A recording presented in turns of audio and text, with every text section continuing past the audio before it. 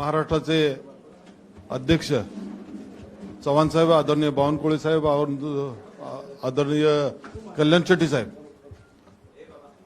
आदरणीय कृपाशंकरजी साहेब, व्यासपीठावर सर्व आमचे सहकारी बंधूंनो, आज अनेक वर्ष मी वेगळ्या पक्षात काम करत होतो, पण भाजपची ध्येय धोरणं, भाजपचा विचारसरणी, भाजपचा विकासाचा गाडा हा सर्व बघितला.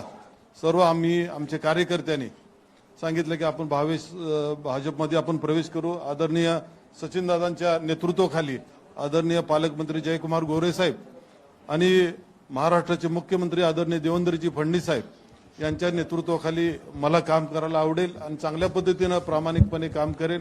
पक्षाची प्रतिष्ठा पक्षाशी निष्ठावंत राहील आणि अतिशय चांगल्या पद्धतीने काम करण्याचा हेतू माझ्या डोळ्यासमोर आहे. आम्ही म्हणून सर्व आदरणीय प्रदेशाध्यक्षाच्या आदरणीय बावनकुळे साहेबांच्या उपस्थितीत आज मी भाजपमध्ये प्रवेश करतोय आणि मला प्रवेश दिला त्याबद्दल मी अध्यक्षांचा आणि सगळ्यांचा आभार मानतो आणि इथंच थांबतो. जय हिंद, जय महाराष्ट्र. खूप खूप धन्यवाद.